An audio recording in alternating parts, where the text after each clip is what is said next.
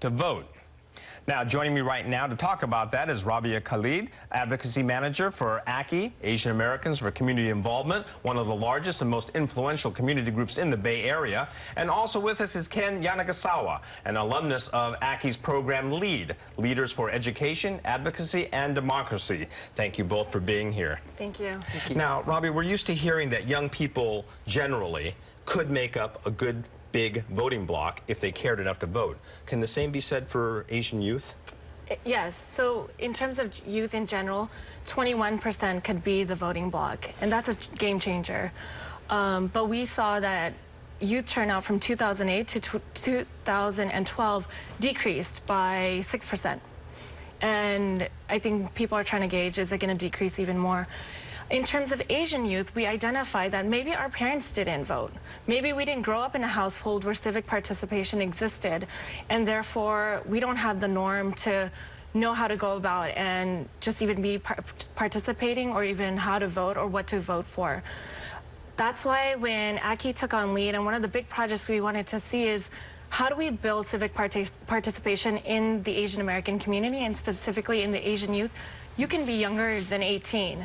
Let's start them young and talk about how your voice can be empowering and build change. And so one of the things that we launched this year was the Why I Vote campaign. We unpackaged voting.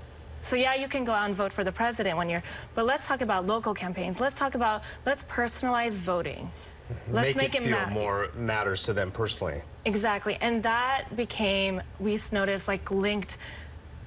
Students started feeling like, oh, something matters to me, somebody wants to listen to me, I can make a difference. And we felt like this Why I Vote campaign became a peer-to-peer empowerment campaign, like a domino effect. So, you know, a student says, I'm interested in voting, I can't wait to vote when I'm 18.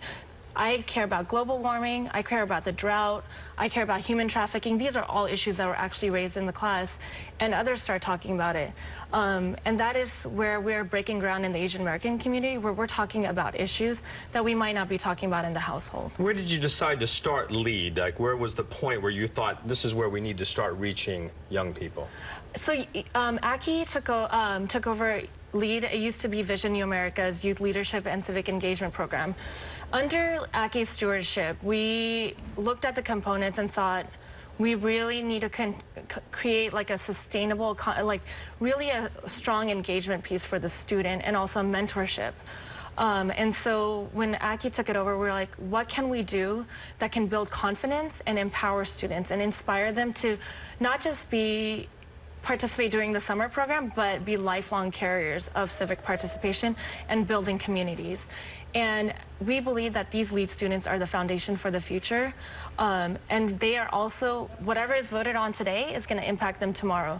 So regardless of the fact that if they can vote or not today, they can talk about it. They can talk about people who can vote. And that is what they were trained to do. And they registered over 900 voters.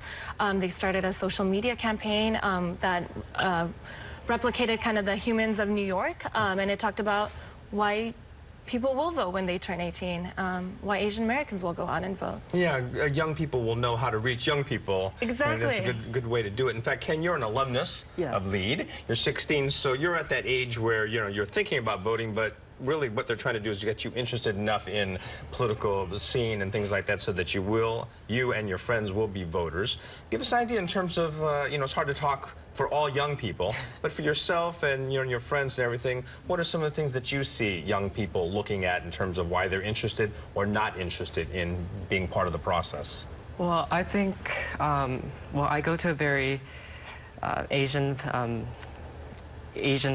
school, and we all, I'm so sorry, we dominate the school. There are barely any whites or blacks or Hispanics in our school, and whenever we talk about voting in the upcoming elections, we just kind of brush it off as it's not important.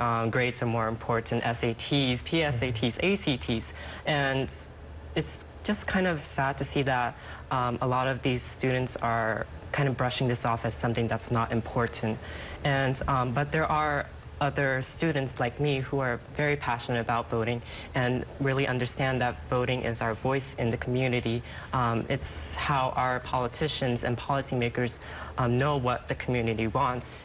And I think they need to understand that they're part of a community. They're just not students. They're just not test takers, that they are part of a community and they have to voice their opinion through voting. Are they generally apathetic, or do you find that they're kind of cynical about the process? Do they just not care enough to find out more, or do they just believe, like a lot of students that I've talked to in news stories, they're sort of cynical about the process? They just feel as though Democrats and Republicans are kind of the same in terms of they'll fight each other and that there'll never be a consensus, and they become cynical that way. Are young teenagers, do they view it that way? Or yeah, there are some cynical students out there who just think all politicians are dirty and corrupt.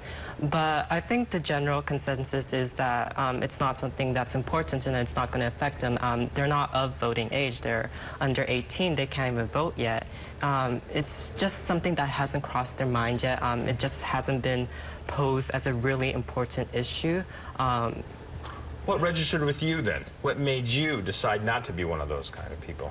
I think for me, through the LEAD program, I was able to learn and understand more about voting. I think it's not just we're so kind of discouraged by voting. It's just we don't know about it. It's not something you learn about in school until like senior year government class. It just doesn't come up to our minds and just kind of click.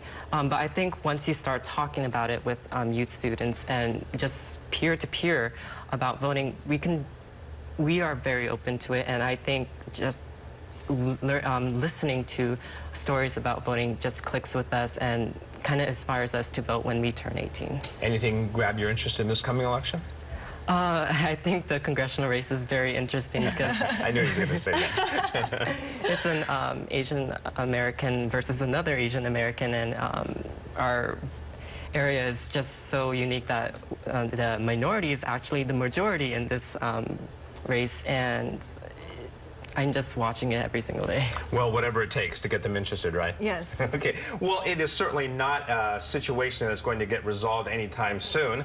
Getting young people to vote is not the only problem, and so we will see how the community reacts. Thank you both for being here. Thank you. And we will take a look.